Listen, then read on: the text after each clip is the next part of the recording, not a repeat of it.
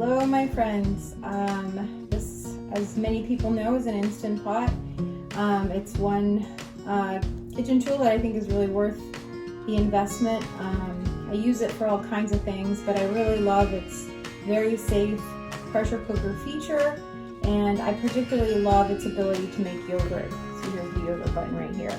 But today, I'm feeling a little bit under the weather, so I'm gonna make a nice turkey stock that I'll make into a beautiful soup. Stay tuned. I'm going to talk to you about one of the most economical meals you can make because it's made with things that you would normally throw away. So if you watched my Thanksgiving all year round series, I made an entire roast turkey, and of course you have things like bones and skin, and some people didn't like to eat the wings.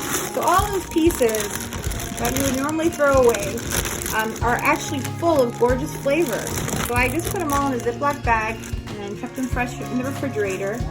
And the other really cool trick that I love is here is a freezer bag of basically little ends of vegetables that I was chopping that have flavor, but it wasn't good enough to include in the dish. But for a stock, it's just perfect. So these are like the leek greens. Of course, everything is washed. Onion peels, right? You always take a little bit off. Keep that. And little ends of carrots. Ends of celery would also work. So we're talking flavor town here. And really, that's all you would need to put. So just basically the turkey and some aromatics, right? And you can even not even put the aromatics. This just gives it a better flavor. I'm not going to put any salt because you want to season the stock after it's made. Because you don't know how concentrated it's going to end up. So all it is the turkey bones and frozen pieces of things I would have put in compost or thrown away, and I just put them in the freezer. Especially when you're feeling under the weather, having this available to make a nice soup is just wonderful. So the last step is to put, I like to start with hot water, but you can put like warm water, and just cover it by about an inch.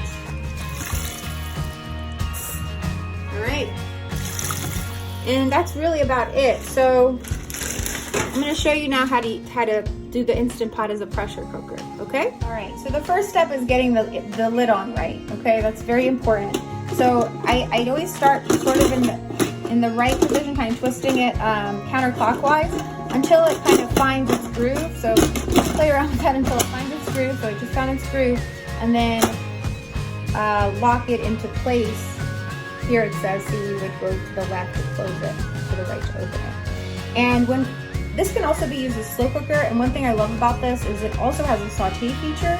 So like for example, if you're making chili, you can saute the ground beef and your onions or garlic right into the pot, add your tomatoes, beans, etc., and either start the slow cooker, start the pressure cooker, but you don't have to dirty up another pan. You can make everything all in one place. So it's locked now, and the other very important part, if we're going to create pressure, is this knob here. So this side is called sealing, and this one is venting. So with pressure, we want seal, right? Because we want the pressure to stay inside, and because it's so high pressure, you can get higher temperatures and things cook much more faster. You're going to get that flavor out of the bones and the vegetables so much more efficiently. But if you don't have an Instant Pot, don't fear. You could just put everything that we just put into a big pot, cover it, light simmer for about 2 to 3 hours, and you strain it and you have still wonderful stock. This is just a really easy, quick way to do it. So I'm gonna put the soup feature here, and this will be on high pressure at a normal setting. And then I always was so confused when I first got this, because when I'd set it up, I'd be like, how do I make it start? It starts on its own. Basically, as soon as you have the setting, if you don't touch it for a few seconds, it just starts. So again, our lid is sealed. Our knob is in the sealing mode, and we went on soup. And that's it. So remember, the setting was 30 minutes. The other thing about the Instant Pot is it takes longer than 30 minutes because it's 30 minutes once the pressure comes up, okay? So that takes a few minutes. Once the pressure comes up and the machine all knows when it is, that's when the 30-minute timer starts. So I'm gonna go relax and let my soup get made, and we'll be back. Okay, so we're gonna open up our Instant Pot. I wanted to show you this venting. So after it's done, you can quickly open it by doing the manual venting. So basically you would just basically move it to venting and then a bunch of pressure would come out, or you could naturally allow it to come release the pressure. So in that case you don't have to do anything, you just come back like an hour or so later and the pressure is released, and then the lid will open. The lid will not open unless the pressure is released, so that's a safety mechanism.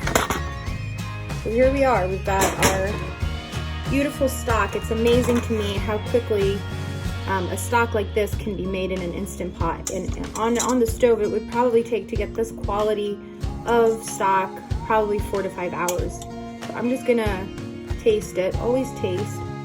It's so rich and delicious. It's amazing. And I'm gonna now strain it. So I'm gonna use a fine mesh strainer because I feel like there's a lot of little bits that I'd like to get out. But if you don't have that, you can just use like a regular pasta strainer. That would just do just fine. Just be very careful. The liquid is still very hot. Even when you taste it, be careful because the liquid's very hot. But I'm gonna start straining right now.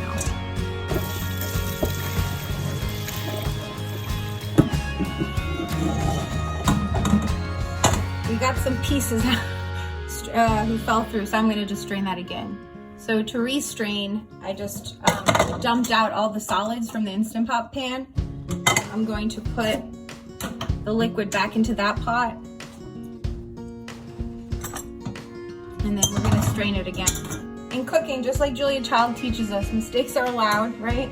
And we can really recover from a lot of mistakes, and if not, then it's an opportunity to learn something. So try to be fearless in the kitchen, and you'll be amazed at how good you'll get relatively quickly. I think it's all about confidence and just trying, going for it.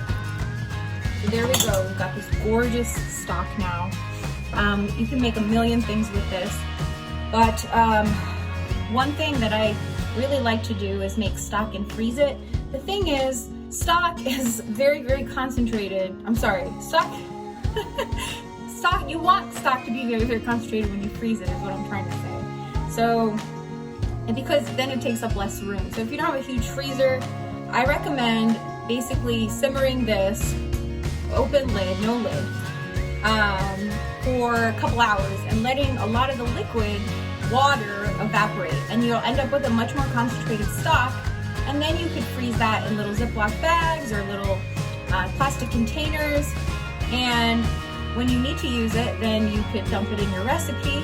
And if it needs to be diluted, then you can add the water. I think that's a really good tip.